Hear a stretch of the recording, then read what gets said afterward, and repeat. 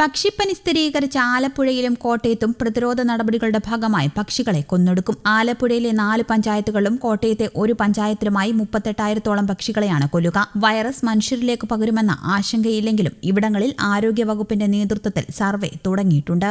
ആലപ്പുഴയിലെ നെടുമുടി, കരുവാറ്റ, തകഴി, പള്ളിപ്പാട് എന്നീ പഞ്ചായത്തുകളിലും കോട്ടയം നീണ്ടൂർ പഞ്ചായത്തിലെ 14-ാം വാർഡിലുമാണ് പക്ഷിപ്പനി കണ്ടെത്തിയ ഫാമുകളിലെ താറാവുകൾക്ക് പുറമെ 1 കിലോമീറ്റർ ചുറ്റളവിലുള്ള വളർത്തുപക്ഷികളെ അടക്കം കൊല്ലാനാണ് തീരുമാനം. ഇതിനായി ജില്ലാ ഭരണകൂടം ദ്രുതകർമ്മസേനയെ നിയോഗിച്ചിട്ടുണ്ട്. കേന്ദ്ര സർക്കാർ മാർഗനിർദ്ദേശപ്രകാരമായിരിക്കും നടപടി. വൈറസ് മനുഷ്യരിലേക്ക് പടരാൻ സാധ്യതയില്ലെങ്കിലും ജാഗ്രത പാലിക്കണമെന്നാണ് സർക്കാർ നിർദ്ദേശം. രോഗം സ്ഥിരീകരിച്ച പ്രദേശങ്ങളിൽ താമസിക്കുന്നവർക്ക് പനിയോ മറ്റു ബുദ്ധിമുട്ടുകളോ ഉണ്ടായോ എന്നറിയാൻ ആരോഗ്യവകുപ്പ് സർവേ നടത്തുന്നുണ്ട്. ആലപ്പുഴയിലെ കുട്ടനാട്, കാർത്തികപ്പള്ളി താലൂക്കുകളിൽ താറാവ്, കോഴി, കാട എന്നിവയുടെ ഇറച്ചിയും മുട്ടയും വളത്തിനായി കാഷ്ടം വിൽക്കുന്നതും നിരോധിച്ചു. അതേസമയം പക്ഷിപ്പനിയിൽ ജനങ്ങളിലുണ്ടായ ആശങ്ക അകറ്റാൻ നടപടി സ്വീകരിക്കണമെന്ന് കേരള പോൾട്രി ഫെഡറേഷൻ സംസ്ഥാന കമ്മിറ്റി സർക്കാരിനോട് ആവശ്യപ്പെട്ടു.